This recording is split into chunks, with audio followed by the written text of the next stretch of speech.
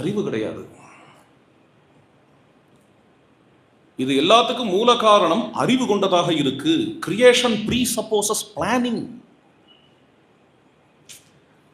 இந்த இயற்கையில் ஒரு அமைப்பு இருக்கிறது. அப்போ இந்த அமைப்புக்கு ஒரு பிளானிங் நடந்திருக்கணும். பிளானிங் அறிவுடையதுதான் பண்ண முடியும். இங்கு ஒரு நிகழ்ச்சி நடக்கிறது என்றால் இந்த நிகழ்ச்சியில் எல்லோரும் அமருவதற்காக சேர் போடப்பட்டிருக்கிறது. அந்த சேர் போடப்பட்டதும், இங்கே ஒரு சேர் போடப்பட்டதும், இங்கே ஒரு டெஸ்க் வைத்திருக்கப்பட்டதும், டேபிள், அங்கே ஒரு மைக்கு, இங்கே ஒரு மைக்கு, இங்கே ஒரு வீடியோ, அருமையா ப்ரோக்ராம் அரேஞ்ச் ஆயிருக்கு சார். ஒரு ராமர்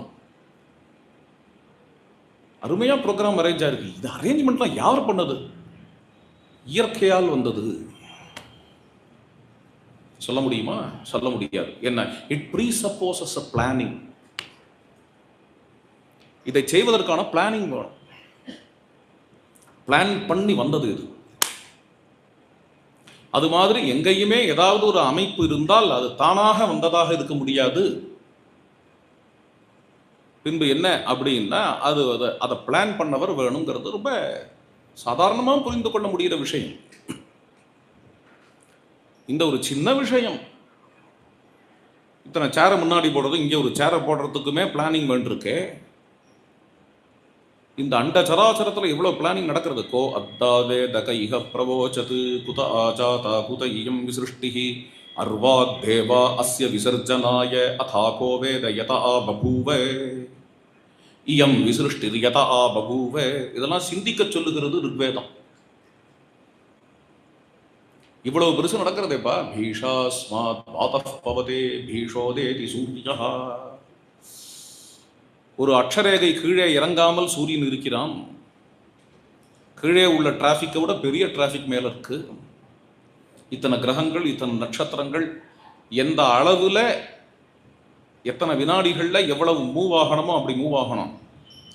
திடீர்னு ஒரு கிரகம் வேகமா மூவ் ஆரம்பிச்சதுன்னா முன்னாடி போற கிரகத்தோட மோதும்.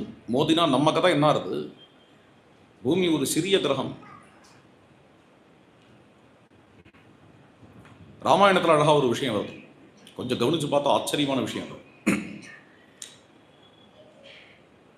இப்போ இந்த பக்கம் வரிசையா தூண்கள் இருக்கின்றன, இந்த பக்கம் வரிசையா தூண்கள் இருக்கின்றன. செவுரு இல்லை இங்க. இதை கடந்து ரெண்டு சைடு, இது நடுவில் இருக்கிறது மிடில் பிளாக்னு வச்சுப்போம். அந்த சைடு இருக்கிறது என்ன வச்சுக்கலாம்? Front block. இதுக்கு என்ன பேர் வச்சுக்கலாம்ப்பா? பேக்கா? Rear block. இப்போ 3 பிளாக் இங்கே இருக்குப்பா. ஃப்ரண்ட் பிளாக்னு ஒரு கட்சி இருக்குன்னு நினைக்கிறேன், தெரியல. ஃபார்வர்டு பிளாக்கா என்னவோ பேர். ஃப்ரண்ட் பிளாக்கு என்னெல்லாமோ ஞாபகம் வருது.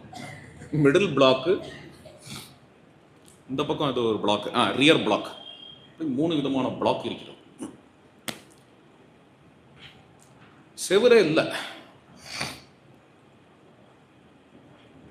அப்போ செவரு இருந்ததுன்னு வச்சுப்போம். இந்த சைடும் அந்த சைடும் தண்ணியை எடுத்து ரொப்பறாங்க. நம்ம எல்லாரும் சேஃபா உட்காந்துருக்க முடியும். செவரு இல்லை, இல்லாத பொழுது இந்த 2 சைடும் தண்ணியை ரொப்பினால் என்ன ஆகும்? நாமும் முழுகுவோம். அங்க ரொப்பினா அந்த தண்ணி இங்க வரும், நாமும் முழுகுவோம். நான் சொல்றது லாஜிக்கல் தானே? இதுல ஏதாவது சூப்பர் லாஜிக்கலா இருக்கா? இல்ல, லாஜிக்கல் தான். ஆனால் இந்த 2 சைடு இருக்கக்கூடிய பிளாக்ஸ்லையும் தண்ணியை போட்டு ரொப்பியும் அந்த தண்ணி இங்க வரவில்லை, நாம் முழுகவில்லை என்று இருந்தால் அதை சூப்பர் லாஜிக்கல்னு சொல்லணும். இதுதான் நடக்கிறது. இதுதான் நடக்கிறது.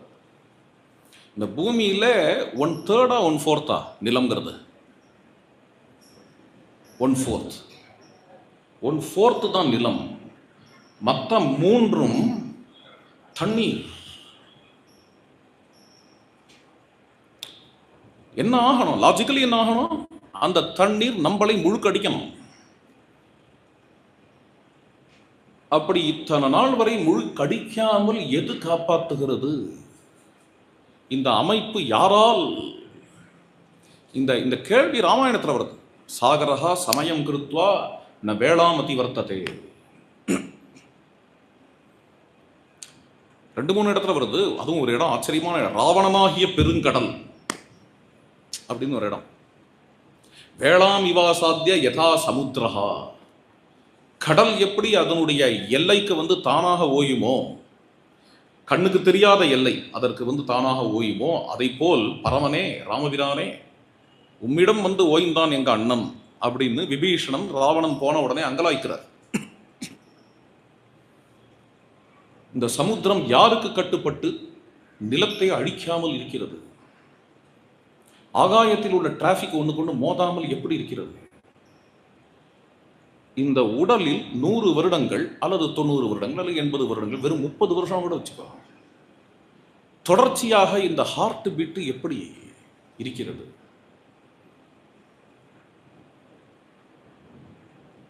அந்த இதய துடிப்பாக இருக்கட்டும், அந்த ஆவோர்டாவா இருக்கட்டும், அந்த பேர் என்ன, பம்பிங்.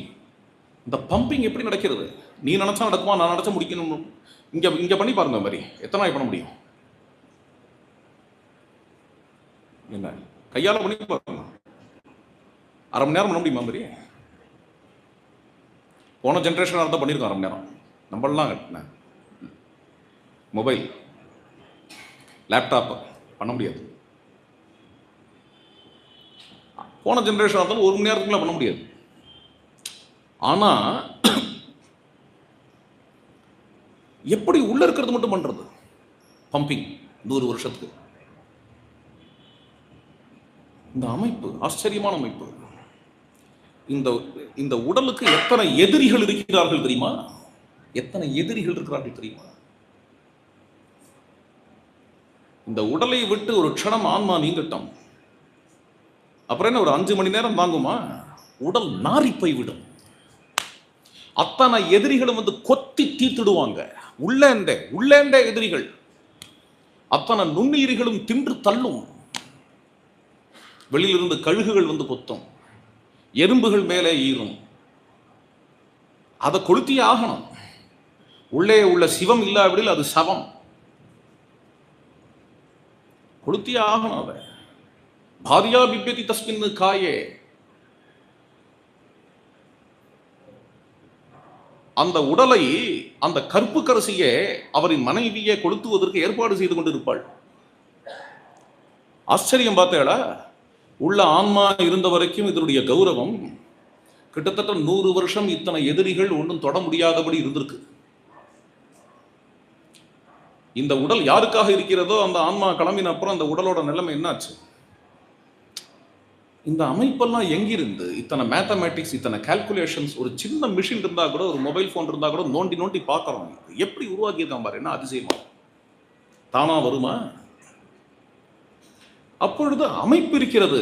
அமைப்பை காண்பவர்கள் வரக்கூடிய முடிவு என்ன என்றால், எப்பொழுது அமைப்பு இருக்கிறதோ அந்த அமைப்பின் பின்னணியில் பிளானிங் இருக்கிறது. பிளானிங் இருப்பதால் அறிவு இருக்கிறது. அந்த அறிவு சிறிய அறிவாக இருக்க முடியாது. அண்ட சராச்சரத்தையும் உருவாக்கிய அறிவு.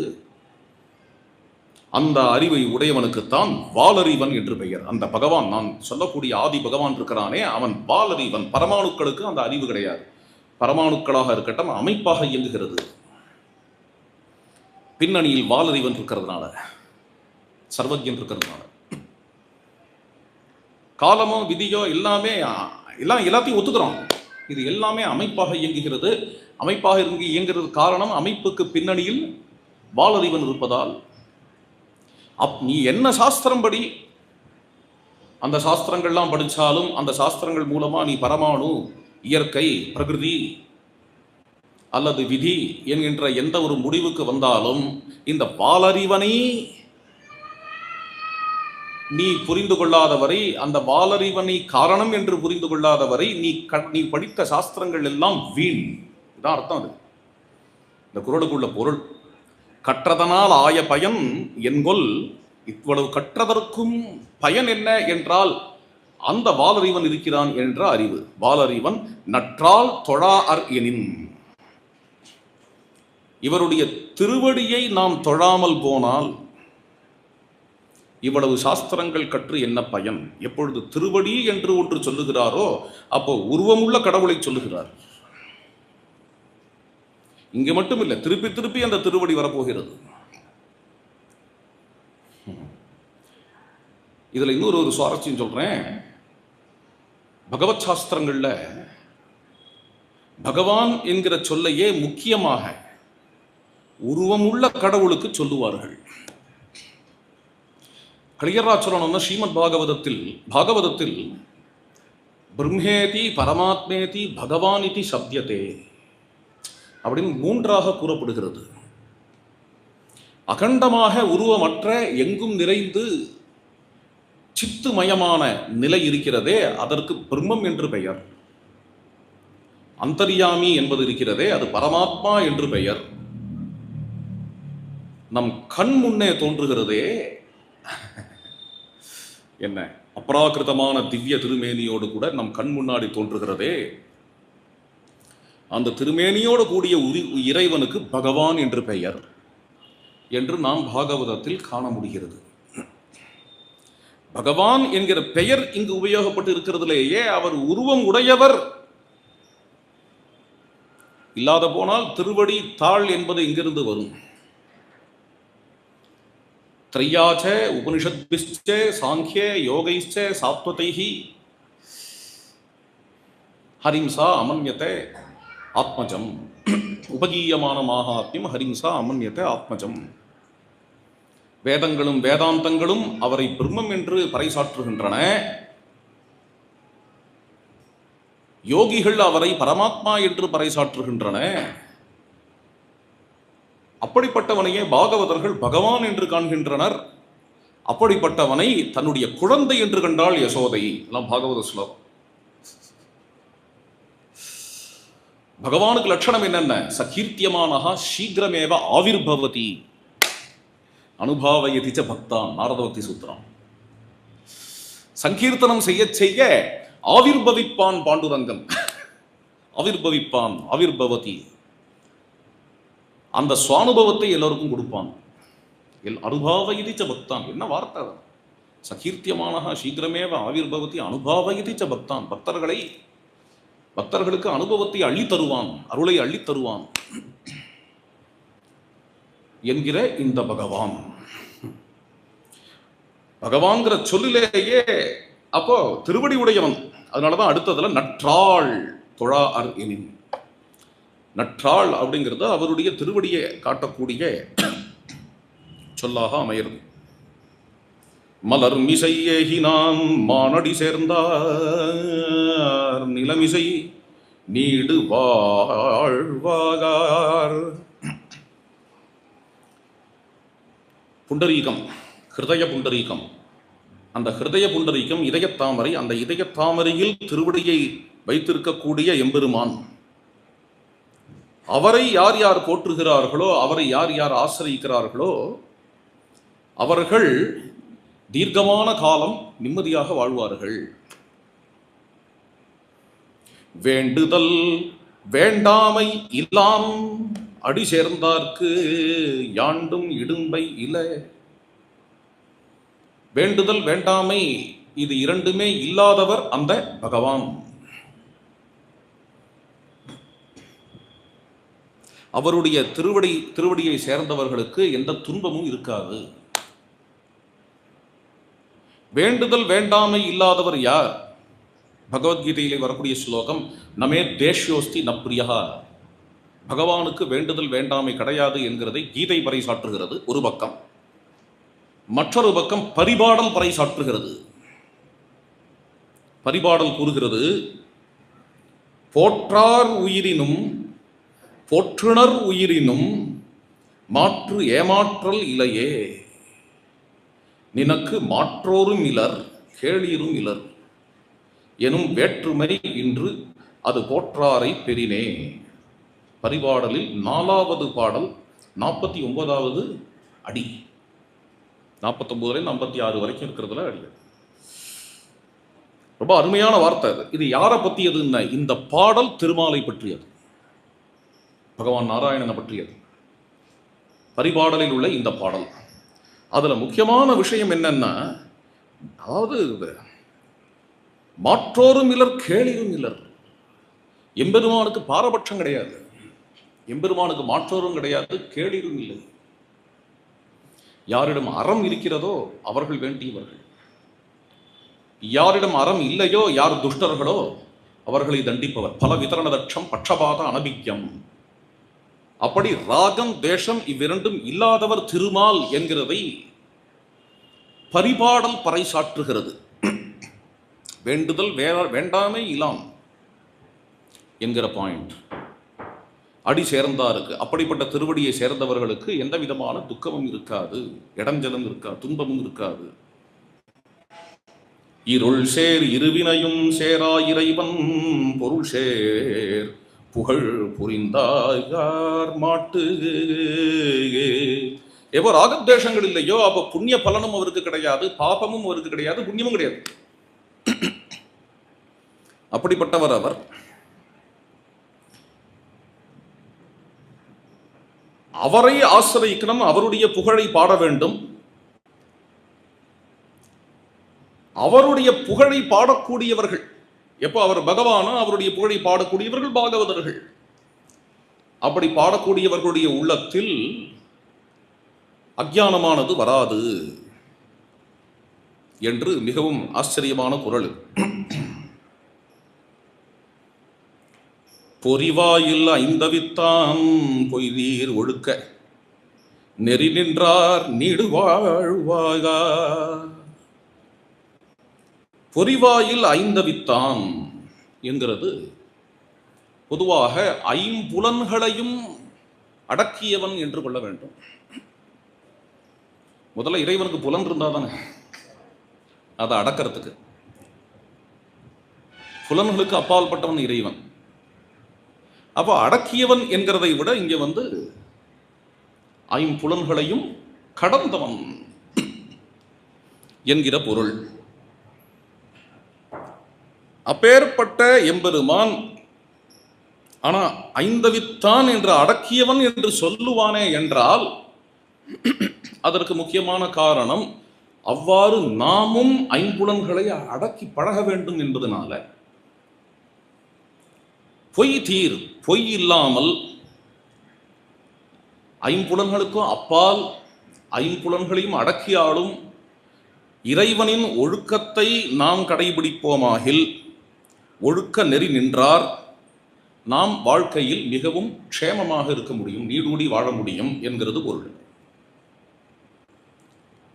இதற்கு ஐம்புலன்களை அடக்குதல், இறைவன் என்பதால் ஐம்புலன்களை கடத்தல், கடந்து போகுதல் என்கின்ற பொருள் பொருந்தும்.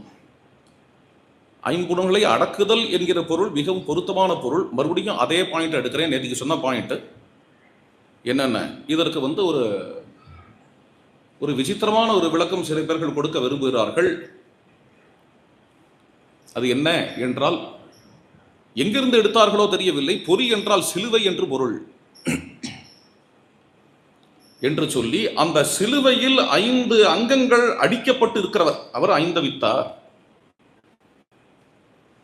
என்ன நேற்றுக்கு சொல்லிட்டேன், அதை சொன்னாலும் திருப்பி மெனக்கட்டு அதை ஏன் எடுப்பானே அப்படின்னு காரணம் இருக்கு. இது மாதிரி ஒரு பொருளை கூறி அப்படி சிலுவையில் 5 அங்கங்களையும் இங்கு பலி கொடுத்தவர். அப்படிப்பட்டவருடைய ஒழுக்கத்தை பின்பற்றி வாழ்பவர்கள் ஒழுக்க நெறி நின்றார் நீடு வாழ்வார். அவர்கள் நீடூடி வாழ்வார்கள் அப்படிங்கிற இந்த பொருள். இதுல முக்கியமான நம்ம ஒரு விஷயம், வள்ளுவத்தில் வருவதை வள்ளுவத்தாலேயே காண வேண்டும் என்கின்ற முறையை நாம் பின்பற்றினால், முன்பேயே ஒரு குறளை பார்த்தோம் நம்ம, என்னென்ன ஐந்தவித்தல் என்கிற சொல் வேற ஒரு இடத்தில் 5 அடக்கல் என்று வருகிறது. 5 அடக்கல் எங்க முன்னாடி பார்த்துட்டோம். அதை ஒருமையுள் ஆமை போல் 5 அடக்கல் ஆற்றின் எழுமையும் ஏமாப்புடைத்து. ஐந்தவித்தல் 5 அடக்கல். 5 அடக்கல்ங்கிறது ஐம்புலன்களையும் அடக்குவது. அதே தான் இங்க உள்ள ஐந்தவித்தல். இதுல ஒன்றும் குழம்பிக்கணுங்கிற அவசியமே இல்லை. அதுலேயும் அவித்தல் என்கிறதை சில பேர்கள் கூறுகிறார்கள். அது உண்மையாகவும் இருக்கலாம். வேதத்தில் உள்ள அவிசு இருக்கு பார்த்தேடா, வேள்வியில் நாம் தரும் அவிசு.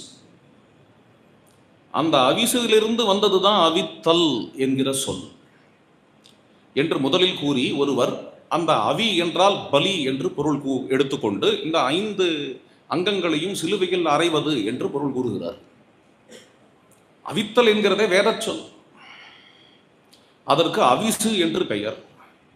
இது இன்னும் சொல்ல போனா அற்புதமான வேத ஆதாரமான குறள் இது. ஏன் சொல்றேன், அவித்தல் அவிசாக இருந்தா இது ஒரு கர்மயோக குறள். இந்த அவிசு இருக்கிறதே, அந்த அவிசை எப்படி அக்னிக்கு சமர்ப்பிப்போமோ அது மாதிரியாக உலகெல்லாம் நலமாக இருக்க வேண்டும் என்கின்ற உள் அக்னிக்கு நம்முடைய புலன்களை அவிசாக சமர்ப்பித்தல் என்கின்ற பொருள் வரும். ஐந்தவித்தல் அப்படிங்கிறது, ஐந்தவித்தான் என்பதற்கு ரொம்ப அற்புதமான பொருள் இது.